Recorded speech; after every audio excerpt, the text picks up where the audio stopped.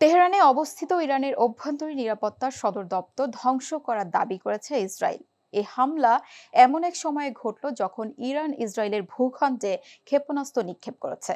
এদিকে মার্কিন president Donald Trump বলেছেন তিনি এখনো ভাবছেন এই চলমান যুদ্ধ বাড়লে যুক্তরাষ্ট্র সামরিকভাবে জড়িয়ে পড়বে কিনা।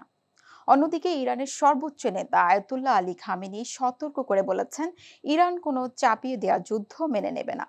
তিনি আমেরিকাকে হুঁশিয়ারি দিয়ে বলেছেন ইরানের ভূখণ্ডে যে কোনো হামলার গুরুতর অপরিণীয় পরিণতি হবে। এই সংঘাতের জেরে হতাহতের সংখ্যা ক্রমশ বাড়ছে।